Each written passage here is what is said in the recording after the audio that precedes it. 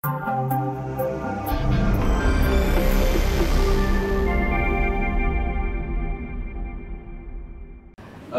dari Jetoku Indonesia. Jetoku Indonesia itu adalah Jogja Special Effect ya. Saya suka seni berkarakter terutama. Nah, di Indonesia seni berkarakter itu rata-rata biasanya drama, nah, seperti itu. Tetapi saya lebih ke arah seni menciptakan sebuah karakter. Kalau di luar negeri itu bagaimana mereka bisa membuat superhero semacam Iron Man, Avatar, sesuatu hal yang di luar fantasi kita. Nah, saya dari kecil juga suka berfantasi. Tapi di Indonesia nggak ada sekolah yang mengkhususkan diri untuk membina fantasi. Jadi kesimpulannya ya kalau nggak ada ya bikin.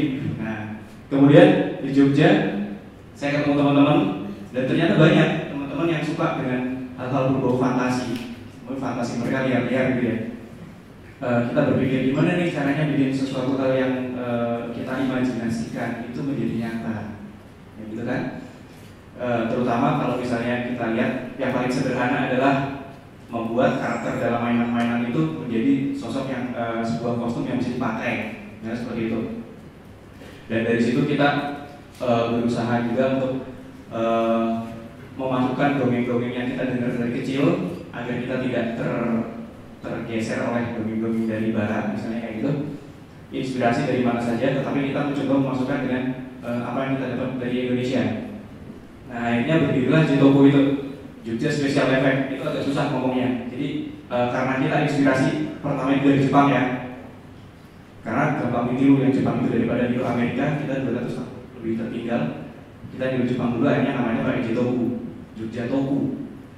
Tokusatsu itu artinya special effect, gambar yang menggunakan special effect. Nah, kalau Jepang itu mereka kreasi seperti Godzilla, Ultraman, semacam itu, Power Rangers, Satya Baja Hitam lah, seperti itu. Akhirnya saya dan teman-teman berusaha mewujudkan itu di Indonesia. Alhamdulillah dengan karya ini, dengan apa yang dibuat di Jetoku, kita bisa mengangkat sampai kita bisa ekspor, jadi bisa tembus pasar luar negeri, walaupun mungkin kalau di dalam negeri masih dianggap aneh gitu. Indonesia memang beragam, cuma sejenis ya. Kalau beragam kan rata-rata kuliner dan kuliner, batik dan batik. Ya ini mungkin kalau dibilang masnya ini jualan apa sih? Saya jualan monster, ya gitu. Itu lebih gampang gitu. Oh apa sih monster itu? Monster itu robot. Oke, itu gampang berarti. Nah, Jetoku Studio itu terdiri dari 3 divisi. Idenya adalah seni membuat karakter. Jadi mulai dari bikin desain karakternya, kita membuat misalnya karakter ini yang fenomenal ya. Setelah Pocong Man, ini yang fenomenal adalah Gatot Kaca. Dia satu hari kita sekarang sampai sehari itu 5.000 view di internet. Jetoku Studio itu bikin karakter khayalan, dan itu bisa kita jual. Kenapa bisa kita jual? Karena banyak anak-anak kita yang sekarang imajinasinya nggak main. Mereka padahal membutuhkan itu, dan imajinasi mereka larinya ke luar negeri. Nah, padahal Indonesia itu lebih kaya. Kita juga punya Anoman, Kerasakti Anoman. Kalau Cina punya Sugokong. Kemudian dewa-dewa, kita juga punya banyak dewa. Nah, dari itu kita mengumpulkan desainer-desainer, dan di situ kita berkumpul, kita berkarya, mulai dari sketch, bikin desain karakter, dan dari sketchnya itu kita buat kostumnya. Tapi kalau cuma kostum dan itu hanya kostum yang apa ya, dipromosikan secara cuma foto, itu kan kurang menarik. Akhirnya kita juga rekrut mahasiswa teman-teman dari dunia film. Kostum itu harus dibuat filmnya, harus dihidupkan. Nah, dari situlah akhirnya Jetoku Studio berkembang menjadi Jetoku Film. Jadi bagi teman-teman yang mungkin suka dengan special effect atau visual effect, sekolahnya mau nyari di Indonesia di mana itu ada sekolah yang visual effect atau bikin kostum, bikin semacam special effect seperti ini di Indonesia, di mana sekolahnya. Di situ kita mempelajari hal itu. Kita ini kalau di luar negeri itu ada sekolah juga yang mempelajari tentang khusus special effect atau visual effect. Nah seperti itu. Nah ini salah satu karya dari kita ya. Kita temanya ketika wayang tidak lagi selembar kulit yang ditata.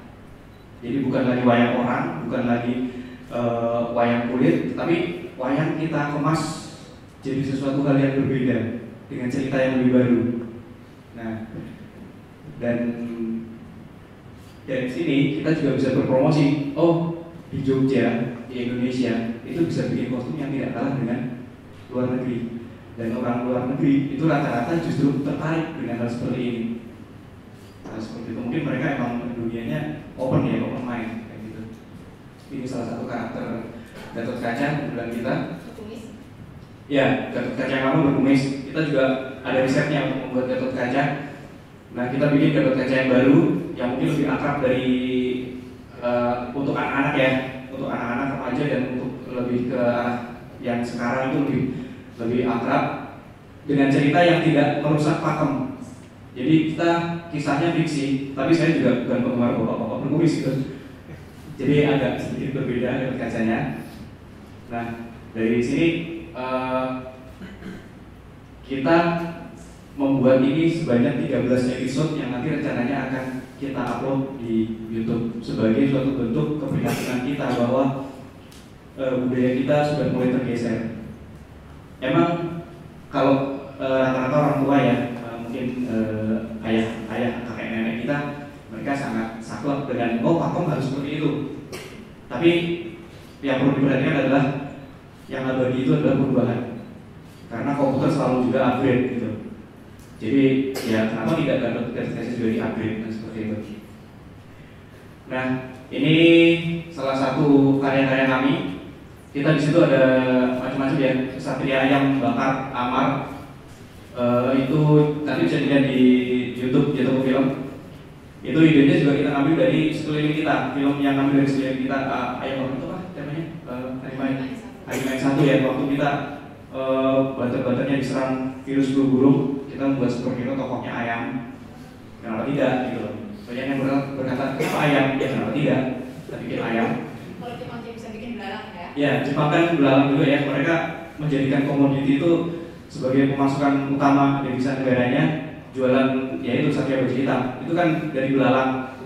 Lah kenapa kita nggak bisa dari ayam gitu loh? Nah, saya suka ayam bakar gitu.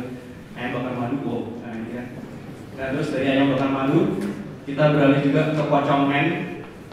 Pocong men itu kita prihatin juga dengan pocong goyang pinggul dan segala macam. Karena kayaknya kok kita disuruh takut doang sama pocong gitu loh. Akhirnya kita bikin pocong men itu lumayan. Padahal pocong cuma di Indonesia ya? Ya, padahal pocong cuma di Indonesia. Nah, itu kita ngangkat itu. Kita dan apa? Itu cukup booming sampai berapa? Subscribernya 9 ribuan ya. View-nya sudah menyentuh jutaan. Sudah menyentuh jutaan itu yang pocong men. Karena emang sangat unik dan sempat mau dibeli Malaysia dengan super pocong kayak gitu, cuman kita agak nasionalis. Jadi dirubah jadi super pocong. Iya, tapi kita agak sedikit nasionalis gitu, terus ditolak. Iya, ya selalu. Nah, terus ini karya-karyanya mungkin bisa dilihat ya, kalau mau dibeli.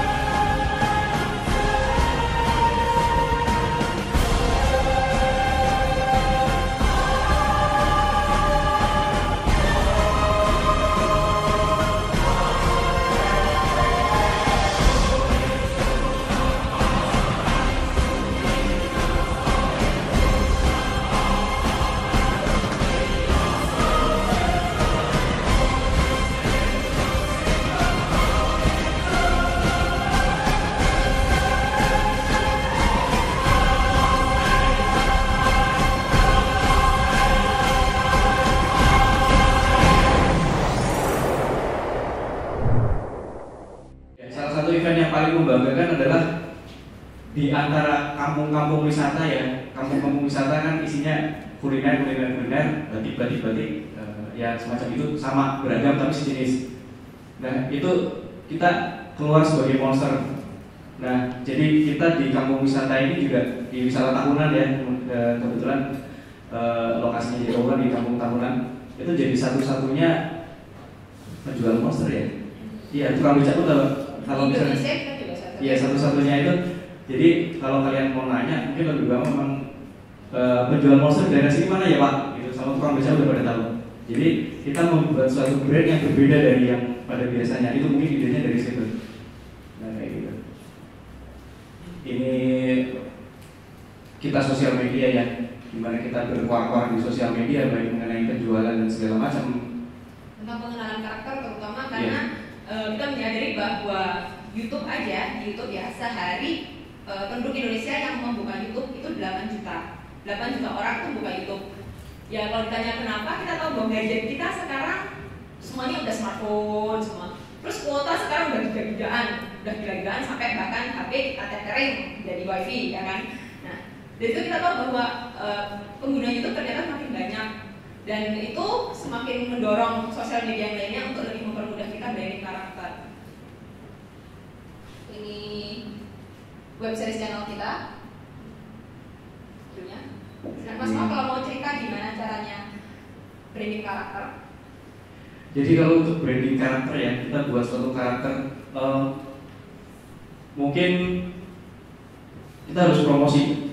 Nah promosinya yang paling, kalau kita lewat televisi ya, televisi satu Anda harus berbatang duit.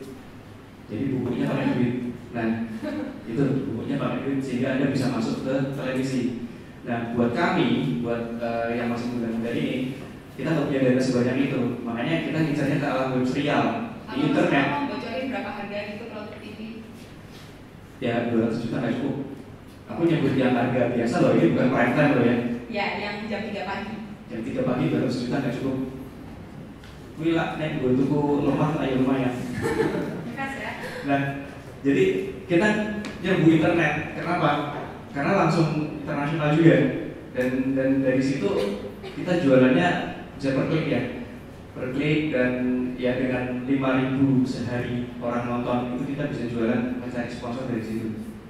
Nah dari situ akhirnya yang imajinasi dongeng yang awal tadi saya ceritakan akhirnya bisa terakomodir, bisa ada pemasukan, bisa bayar karyawan. Jadi YouTube juga tertarik. YouTube juga ya kayak gitu, dan banyak permintaan lagi, Mas kenapa nggak bikin Pandawa 5? Oke nanti ya. Mas kenapa nggak bikin yang Punakawan? Oke nanti ya, sebentar ya, kan saya kuliah dulu ya. Kayak gitu.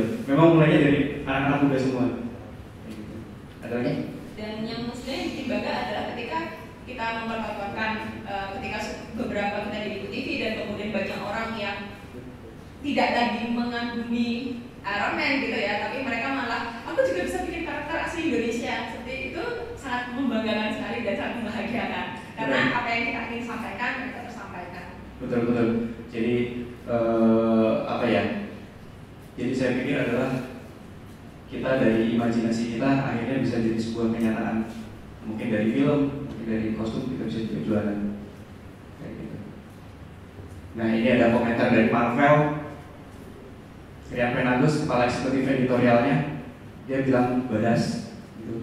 Nah, kemudian ada Denisa Suara, dia kebetulan adalah salah satu produser kita, dan ada Mas Kaseto ya. Jadi untuk dalam membuat sebuah cerita pun kita nggak asal buat cerita, kita juga ada yang namanya konsultan ilmiah. Harus Kita aman. harus sangat aman, karena kalau untuk anak-anak, terutama untuk anak-anak, hal itu mudah sekali masuk ke mereka. Ketika semuanya jadi tren, mereka mudah banget mempelajari itu, karena itu kita sangat hati-hati ya, terutama dalam hal budaya dan